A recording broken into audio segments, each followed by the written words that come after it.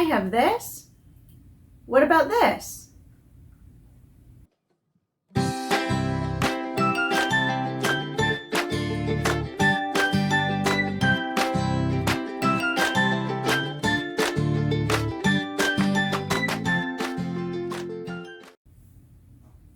Hi, welcome to Child Boom. Today I'm going to be talking all about different foods to avoid and what the safe alternatives are so that you can have a healthy pregnancy.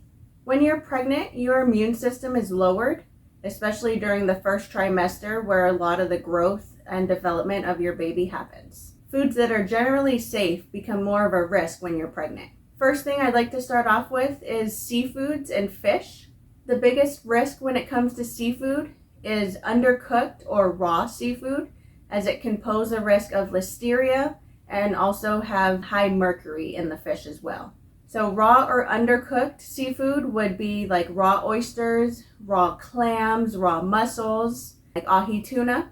If you do want to consume seafood, make sure that it is fully cooked, and it is recommended to have about 2 to 3 servings of safe seafood per week. Smoked seafood that's kept in the fridge, such as lox, is also on the avoid list. Anything that is shelf stable is generally considered safe. So anything like salmon or tuna or even like sardines that are kept in your pantry would be considered safe to eat. When it comes to high mercury fish, that would include shark, swordfish, mackerel, and big eye tuna. Safe alternatives for fish are salmon, pollock, canned light tuna, cod, trout, tilapia, shrimp, and scallops. And again, it's recommended that you have about 2 to 3 servings so that you are getting all of the nutrients that fish can provide you, but no more than that per week. If you're like me and you enjoy sushi, when you are eating out at a restaurant or if you're making it at home, just make sure that the fish is cooked fully and that you aren't eating any raw fish. When you're at a restaurant, most menus will have a section that says cooked rolls or even the deep fried rolls, and those would be safe to consume. Other foods to avoid that are, again, generally safe when you're not pregnant but do pose a risk of E. coli, salmonella, and listeria when you're pregnant include hot dogs and deli meat. If you are going to be having deli meat, make sure that you're heating it up either in the oven, in the microwave, or on the stove until it is steaming. Rare or undercooked meat is also something that you want to avoid while pregnant, so make sure that your meats are cooked completely well and that there's no red throughout them whatsoever. If you enjoy having homemade ice cream, cookie dough, custard, Caesar dressing, or even hollandaise sauce, those all contain raw or undercooked eggs. So those are things that you want to avoid also while pregnant.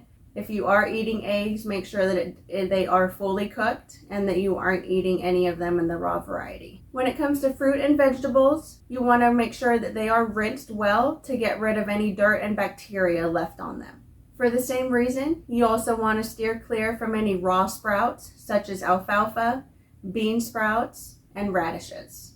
When it comes to soft cheeses, such as brie, camembert, feta, or gorgonzola, you want to steer clear of those or make sure that they are in the pasteurized version. All right, so moving away from the foods, now going into caffeine. Caffeine, there are studies that have mixed results on this. Again, during the first trimester is when it's the most important and when things can affect your baby the most. So it is recommended to stay away from caffeine, especially in the first trimester. In the second and third trimester, again, the results are varied, but it's generally recommended to stay below 200 to 300 milligrams per day, which is about 1 to 2 cups of coffee. If you're like me and need caffeine to help get you through the day, just weigh the pros and cons for yourself and definitely speak with your doctor on recommendations to help limit your caffeine or find other energy sources that are safe for you during pregnancy.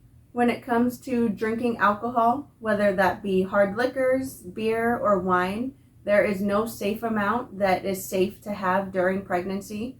I have heard some doctors or nurses say that a glass of wine can be okay, but again, the results are varied and there really is no safe amount that is okay to have during pregnancy. So if that is something that you struggle with, or that you are used to having a drink at the end of the day to unwind, definitely speak with your doctor about that, and they can help come up with alternatives and make it safe for you and your baby. Everything that enters your body does pass through your placenta, which is connected to your baby. That's why it is important to follow the recommendations set by your doctor. These things have been tested, and anything that can pose a risk to you or your child just isn't worth the risk.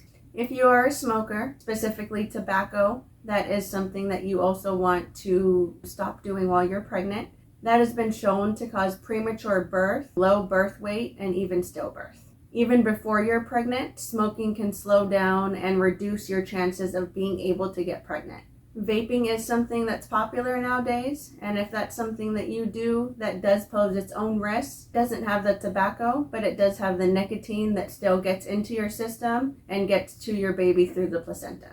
If you are using marijuana, whether that be smoking or consuming, that does also pose risks while you're pregnant, specifically the THC that's in it. Just like with smoking and drinking, there is no safe amount that is recommended while you're pregnant, as that does also get to your baby as well. It passes through the placenta and affects the growth of your baby's brain. This is more specifically for THC. There haven't been many results done on CBD, but again, when something isn't tested, it's not worth the risk of putting yourself or your baby in a harmful position. When it comes to medications, there are a lot that are safe during pregnancy and also some that you want to steer clear of. The most common painkiller that is recommended during pregnancy is acetaminophen, which is Tylenol, and not recommended is ibuprofen, such as Advil or Motrin. If you do have a cold or the flu while you're pregnant, most over-the-counter medicines are safe to take, with the exception of the decongestants, such as pseudoephedrine and phenylephrine. I believe most of those are actually sold only at the pharmacy. They aren't sold over the counter anymore, but they are still something you want to steer clear of. When you do need medicine, it's recommended to treat one symptom at a time. So instead of getting a multi-use medicine, try to treat just what the symptom is that you're facing. When you're trying to get pregnant, and especially once you find out that you are pregnant, you're going to want to add a multivitamin into your diet. The most important ingredients that are found in a prenatal vitamin that aren't commonly found in traditional vitamins is folic acid, iron, and DHA. And almost any multivitamin that you find is going to have those, and that's just going to, again, help you and your growing baby be healthy during your pregnancy. If you're like me and have a hard time taking pills, I actually took a prenatal gummy vitamin, but I had to supplement with a chewable iron supplement because iron is commonly not found in prenatal vitamins. If that's the route that you're going to be taking, just make sure to look at what all the ingredients are that's in your vitamin and make sure that you are getting the correct dosages, even if you need to supplement to get to that. So I know this is a lot of things to remember, a lot to avoid, a lot to think about, but just remember that you aren't just doing this for yourself, you're doing it for your baby as well. It may be hard, especially if these are things that are typically incorporated into your daily lifestyle, but it is temporary. You only have 9 months with that precious little baby in you, and trust me, as soon as they're out, you're gonna miss being pregnant. Just remember why you're making this sacrifice and what it is that you're doing to help have a healthy baby and a healthy pregnancy. That's all we had for you guys today. I want to thank you for taking the time to listen in, and please let me know if you have any questions or anything that you would like me to cover in future videos, and please don't forget to like and subscribe to help your fellow and soon-to-be parents. Bye!